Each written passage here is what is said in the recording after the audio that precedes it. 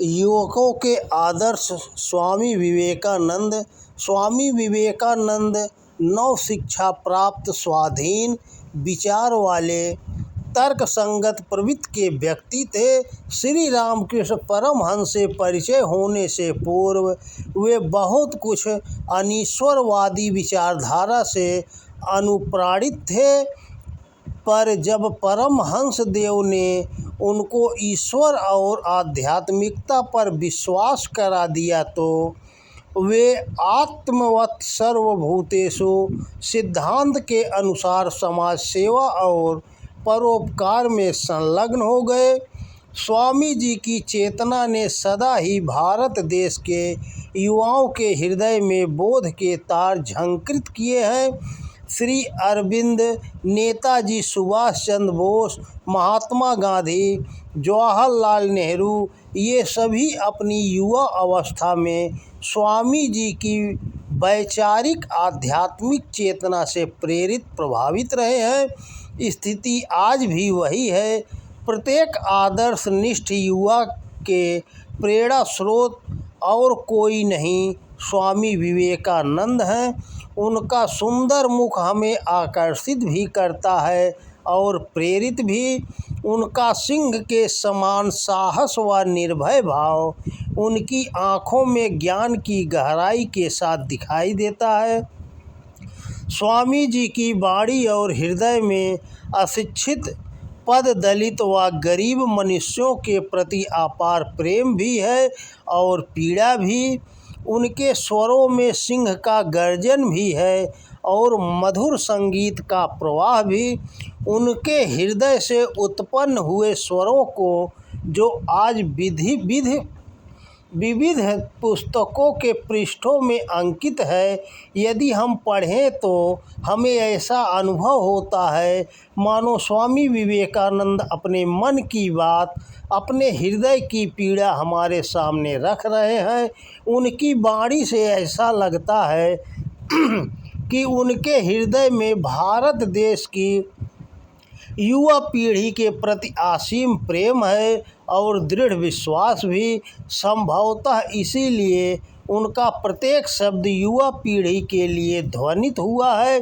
युवा पीढ़ी के लिए उनका स्नेह और विश्वास ही नवयुवकों के लिए प्रेरक शक्ति का कार्य करता है। नवयुवकों पर उनकी बातों का प्रभाव भी विद्युत तरंगों के समान पड़ता है। स्वामी जी की यह बात उन्हीं के जीवन की भांति बहुआयामी है।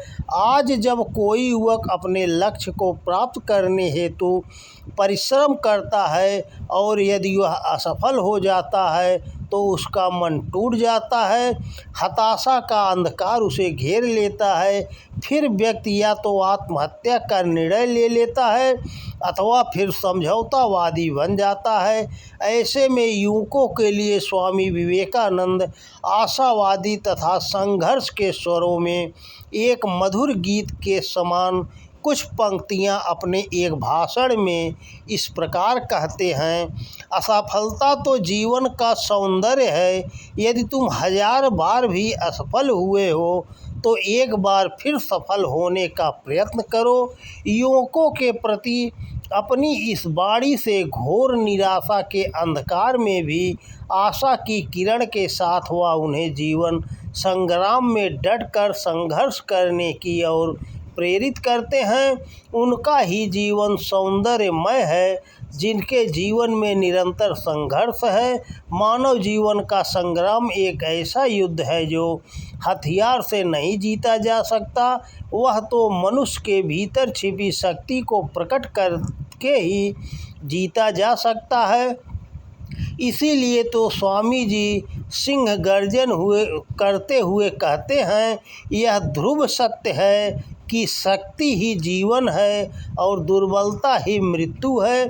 शक्ति ही अनंत सुख है, चिरंतर और शाश्वत जीवन है और दुर्बलता ही मृत्यु है। दुर्बल व्यक्ति के लिए ना तो इस जगत में और ना ही किसी दूसरे लोक में कोई स्थान है। दुर्बलता ही हमें सभी प्रकार की गुलामी की ओर ले जाती है। दुर्बलता ही शारीरिक व मानसिक रूप से निरंतर तनाव का कारण है। वह दुर्बलता ही मानव की देह की ही नहीं, चेतना की भी मृत्यु समान है। इसीलिए मैं कहता हूँ कि दुर्बलों एवं कायरतों की आवश्यकता नहीं है। मुझे चाहिए ऐसे नवयुवक जिसके स्नायु लोहे के बने हों और मांसपेशियां फौलाद की बनी हो, तथा जिनकी वृत्ति लोभ और स्वार्थ की सीमाओं के बाहर हो।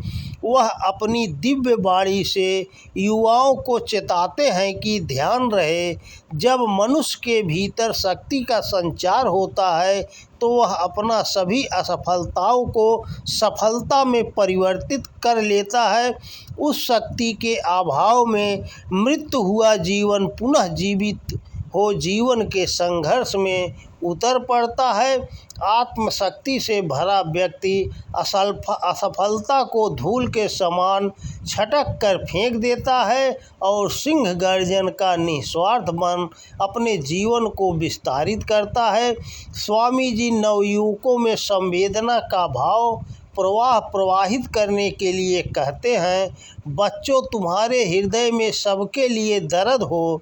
गरीब, मूर्ख, पद दलित मनुष्यों के दुखों को तुम अनुभव करो। संवेदना से तुम्हारे हृदय का स्पंदन बढ़ जाए, मस्तिष्क चकराने लगे, तुम्हें ऐसा प्रतीत हो कि तुम पागल तो नहीं हो रहे हो।